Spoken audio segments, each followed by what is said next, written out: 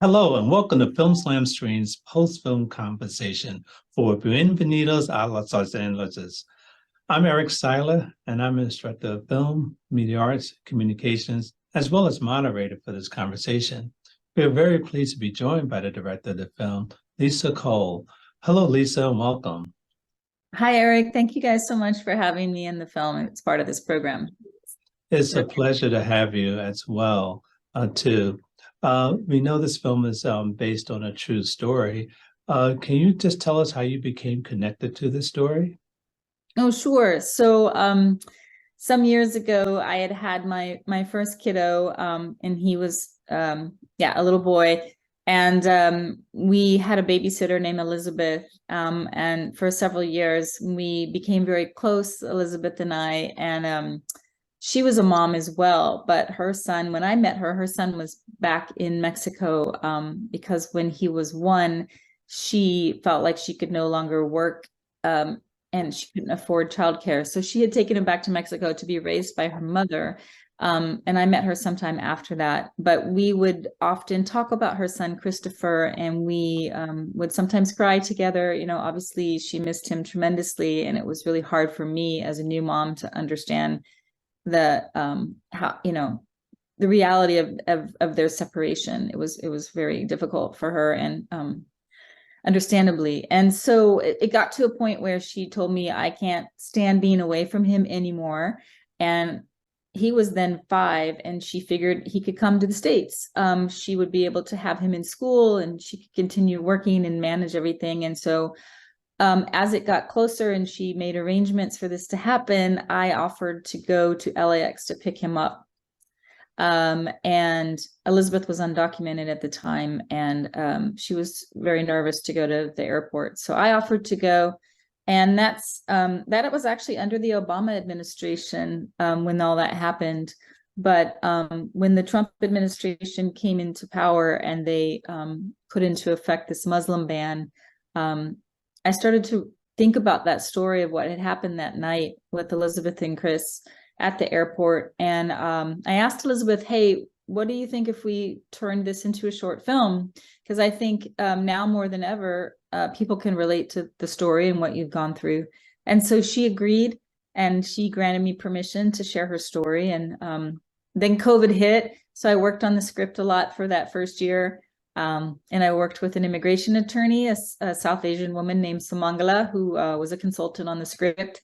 And she shared stories with me of like other clients and things that they'd gone through, which helped me craft some of the fictional characters in the story. If you've seen the film, the story starts out with Imani, who is here getting a green card as a Nigerian woman, and the Muslim ban has jeopardized that process. And then she meets Elizabeth. And then everything that happened at the LAX airport basically is the true story of what happened that night with Elizabeth and her attempt to reunite with her son, Christopher. I can share that I was actually the person to go into LAX that night to pick up Chris. So I kind of lived firsthand the experience that we all went through, Elizabeth and Chris and I, that night.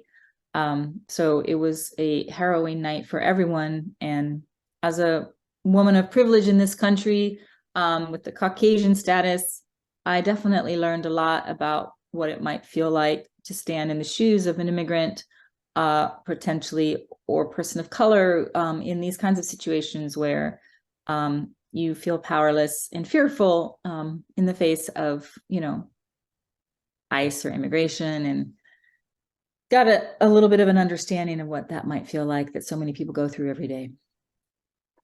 Interesting. So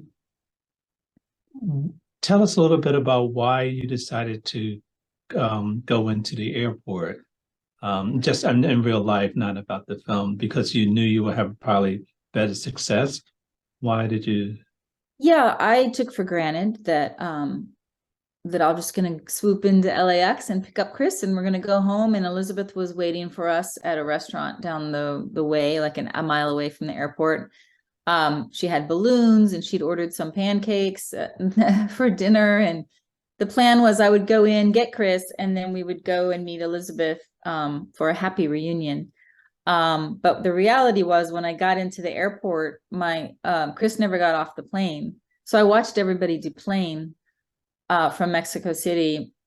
And I tried to call Elizabeth, and my cell phone wasn't working for some reason in that part of the international terminal. And I couldn't reach Elizabeth. And so I didn't know what to do. And then the next thing I knew, and just like in the film, this ICE agent actually came out, this stern looking woman in a uniform. And she said, in real life, she said, "Is there a Lisa for Christopher?" And oh my gosh, in that moment, I knew that I had to go through with it and raise my hand and say, "Hey, I'm Lisa." But there was a part of me that was so scared, like I thought, oh no, this is like not anything that I had prepared for. And it was scary. And she wanted, so I said, "Hey, I'm here for Chris." And she just came right up to me and she said, "I need the mother's name and number. Chris has been detained." And that was basically all she told me. And then I did something that you probably should never do, which is lie to a federal agent. I said I didn't have the number.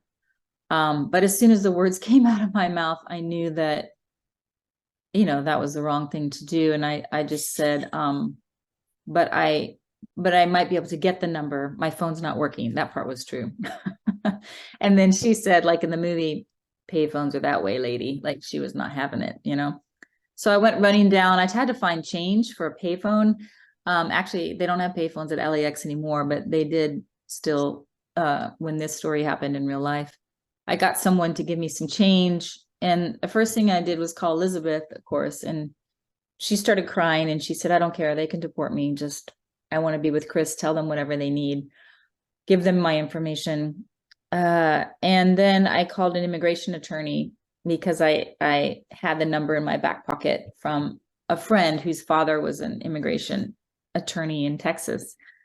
And he just said, "Whatever you do, don't tell them that she works for you, because that's technically harboring an illegal alien, which is a crime, a felony." And he said, "Worst case scenario, they're going to detain the kid until mom comes in and they're going to deport them both, or they could separate them and put Chris in foster care and send her back to Mexico." So I was so scared, and I was getting his advice, and I felt someone standing over my shoulder, and I turned around, and like in the film, there was the ICE agent with her arms crossed.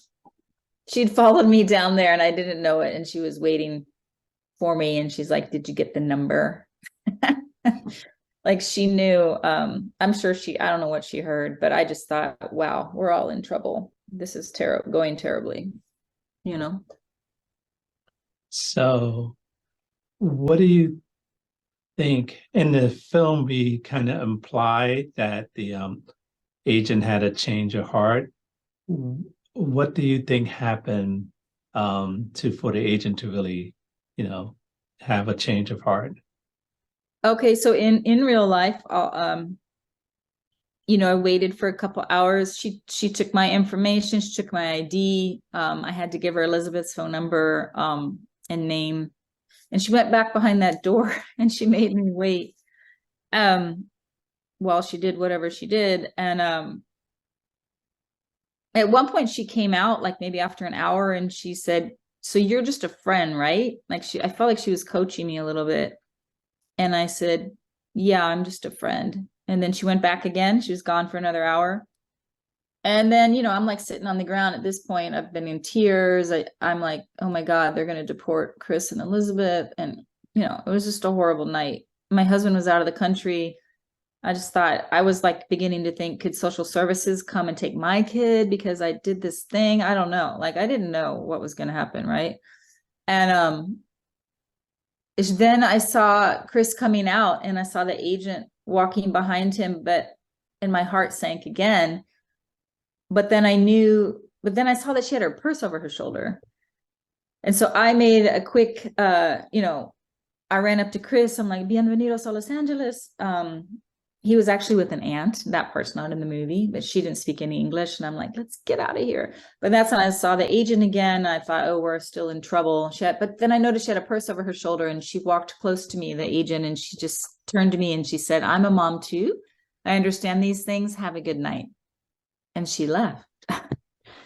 So we've always felt, Elizabeth and I, because she did call Elizabeth and she grilled her and she made sure like, where's his mole? Where is this? What's that? The agent was doing her job, and she was actually trying to make sure the child wasn't being trafficked, Mhm. which was a good thing. I'm glad she was doing that. But we also think that she decided to lens the situation. She probably pulled Elizabeth's record, couldn't find any criminal record on her. We don't really know because she didn't tell us what she did or why she came to her conclusion or whatever. But we believe that because she was a mom, she might have just decided to lens the situation through humanity rather than just the rule book, the black and white rule book at this point. Probably bigger fish to fry. Exactly. It wasn't worth. And plus the shift had ended too. So I feel like there were a lot of things on our side, the fact that she was a mom and a woman. Had it been a man, maybe had it been her on another day. I mean, you just never know. Like you said, maybe if it hadn't been the end of her shift. Exactly. So it was a happy ending, and where most of these stories, a lot of times they're not. So after this experience, when did you decide to make a film about this? Yeah, so it was, I remember exactly, it was like the winter right before the pandemic. I had been at Sundance with my husband who had a film there, and I was talking with some other creatives at dinner one night, and I just told people this story and everyone was riveted. And I just knew that there was something there that would resonate with people. And so after I talked to Elizabeth, I just decided I'm going to write a script for a short film. And I wanted to also do something to direct again as a writer-director, as a sample for directing. And when Elizabeth said she was down with it, on board, yeah, I started writing it, and then COVID hit. So then I had like a year to really finesse the script, and then a year to raise money. So it was a couple years in the making before we actually got to film. And it took 5 months alone just to finesse the relationships for me, to be able to shoot at LAX. Because everybody told me, my producers, plus other people I know in the industry, don't even try. It's a nightmare. It's like, I had a friend who produces a really big television show, and he was like, it's going to be a nightmare. Don't even try. So I looked at everything else in the vicinity, but I just knew it had to be LAX, and I wouldn't take no for an answer. I was very persistent and kind, and I got to know all the supervisors, and they eventually said yes. And then they were so excited, they actually hung out with us for both of our overnight shoots when they didn't have to. They stayed. They loved the story. They loved what we were doing. We were the first production since COVID, but we shot during Christmas, COVID, because the Omicron was about to hit, and construction at LAX. So the big 3 C's. It was a crazy thing. I feel like the film gods really shined down upon us that it actually happened. They certainly did, because when I saw the film, I said, that's one question I was going to ask you. How did you get to film at LAX? And, I still can't believe that. Yeah. Right. It was a terminal under renovation, shooting at 3 from, 2 to 5 a.m., 4 nights. It was just amazing how you pulled that off. Yeah, and we had a child too, so we had to have a studio teacher, and he had really limited hours. So it was nutty. It was stressful, but we did it. It did. Yes, it was well done. So let's talk a little bit about the production itself.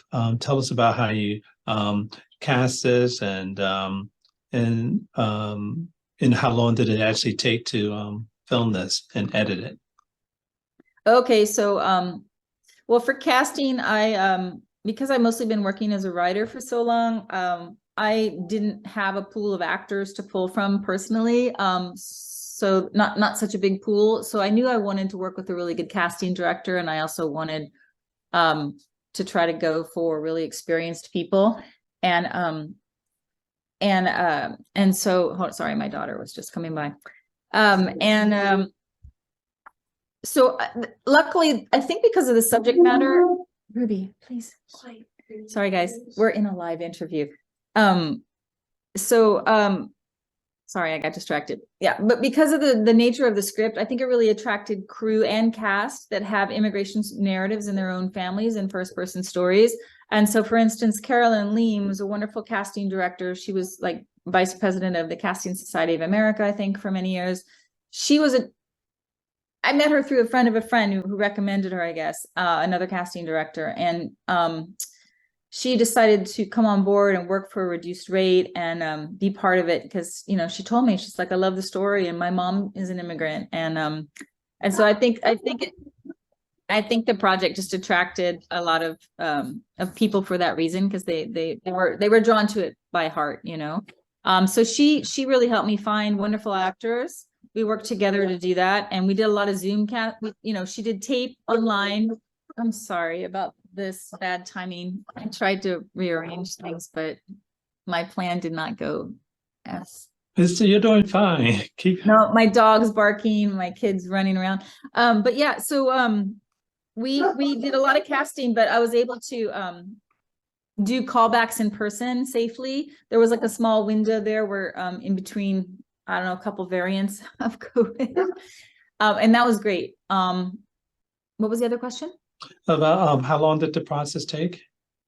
Oh, yes. So well, we did a big crowdfunding campaign. And that, you know, that's a very lengthy process, raising money. But we did one of the Seed and Spark crowdfunding campaigns. We raised $26,000 towards the film. Yeah, so we were fundraising for 6 months to a year, I guess, as we were doing pre-production. Like, we knew it was going to happen. We just were trying to raise as much money as possible so that we could film at LAX and be able to afford SAG actors and studio teachers and whatnot. And so we filmed in 5 days, 4 days really, with a day of B-roll. And then we got a post-production grant, which was just perfect timing, because we wrapped the film before Christmas, and then we found out about the grant early January. And then we were able to start, you know, paying an editor our goal was to apply to Cannes, which we did apply and we didn't make it in, but it was good to have a deadline. I think we had I think overall it was 6 weeks, maybe 8 weeks top, from the director's cut, or from the editor's cut to the director's cut. Yeah, we were,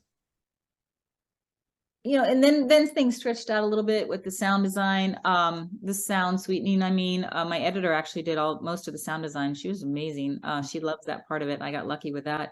And then, yeah, then we premiered. We were done in July, in time to premiere for LA Shorts. Great. In the couple of minutes we have left, what has the response been like to this film?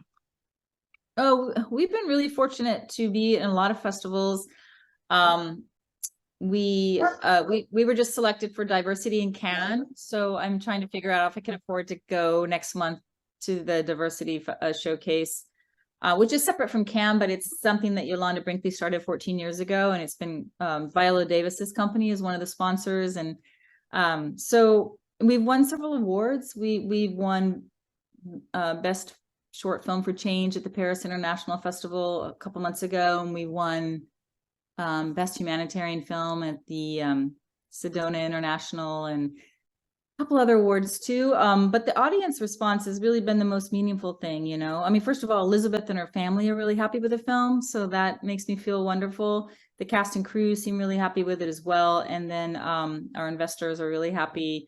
And then, you know, the audience response has been tremendous. I got to go to the screening in Sun Valley, and we opened for Eva Longoria's new feature film that she just directed called Flaming Hot. And so it was nice because it was like a full theater, big, beautiful theater. And I got to do a Q&A after, and it was a 20-minute Q&A. People just kept asking so many questions. And then people came up to the stage afterward, and this one guy, he stopped me and he's like, I'm an old white dude. He's like, I'm sorry. And then he just like burst into tears. He was like, thank you for making this movie. And then he walked away, and I was like, wow, okay, thanks for sharing that. You know, being so vulnerable. And then another woman grabbed my hand and she said, I'm originally from Hungary. She's like, you need to know that there are a bunch of migrant families living in the town next door right now in this really affluent area, and they're shoved into this movie theater that closed because there's nowhere for them to live. There's no affordable housing here. And I was stunned, you know, like she needed me to know that right here where this affluent festival is happening, that just down the road, there were families stuffed into a movie theater. I mean, this country's got so many issues. It runs really deep.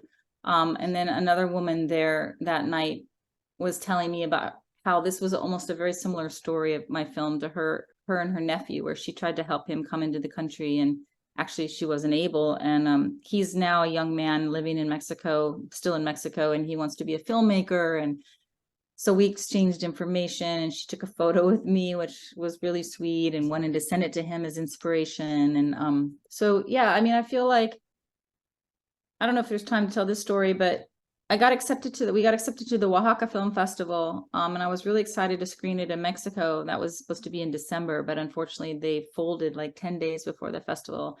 So they pulled the plug, but I already had my tickets booked and everything. So I went anyway. And I ended up being able to screen the film for a group of indigenous Oaxacan girls who are in an organization that sponsors them to go to high school, sponsors them for secondary education. And that was probably the most meaningful screening so far, where these young girls watched the film, and then there was a translator, and we did like an hour Q&A and just talked about their own immigration stories and their families and their dreams and their lives. And yeah, that was fantastic. That ended up being way better than just going to a film festival with a bunch of filmmakers congratulating one another, you know?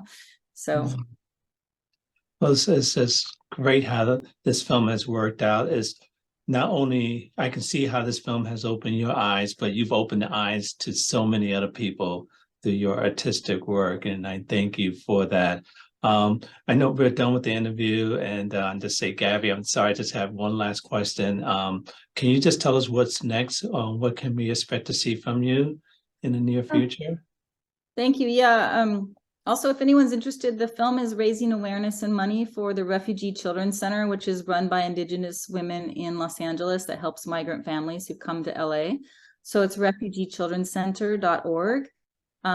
Is a wonderful group of women that are helping families there that they're our nonprofit partner. So I'd love people to check that out if they have interest. And then, yeah, I all my projects are based on true stories that I'm working on. And I would love if there's any collaborators out there to turn this into a series, because there's no shortage of immigration stories, and I'd like to do it through points of view of women coming to Southern California, immigration stories. And then, I have a story in the works about my evangelical upbringing in the South. I also have written a film that has Selena Gomez attached that hopefully they'll get going. The producers will get going. That's about the K jewelry sexual harassment and pay discrimination case of 69,000 women against K jewelry. So that's in the works. I have an Afro-Caribbean project in upstate New York that a Trinidadian director, Maya Cozier, is directing, and we're working to find financing for that. I co-wrote it with a young Afro-Caribbean woman who lives in that community. And it's inspired by her life story.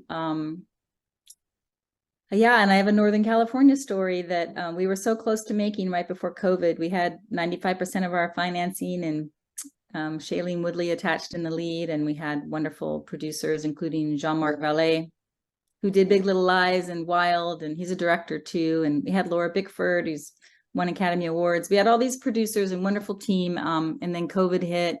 And then sadly, Jean-Marc Vallée died. So we're regrouping on that, not to end on a bummer note, but that's about a woman who started the Drug Endangered Children's Program in Northern California. There used to be no protocol. There's still no official protocol for children found during drug investigations. And so the story is about what happens to kids when they're found in these situations, and about the woman who couldn't turn her back on them and needed to find a way to help them. Anyway, long-winded answer. I'm working on a lot of things. No, that's fine. You're working on some powerful stories there. If these pieces you have coming up, if they're anything like this past film, we are certainly in for a wonderful treat. Lisa Cole, Director of Bienvenidos a Los Angeles. Thank you so much for joining us today, and congratulations on your success and all the best to you in the future. Thank you, guys. Thanks for having us. And thank you to our audience for joining us for this important and invigorating conversation. For more information about upcoming film festivals, please visit clevelandfilm.org. I'm Eric Siler. Thank you.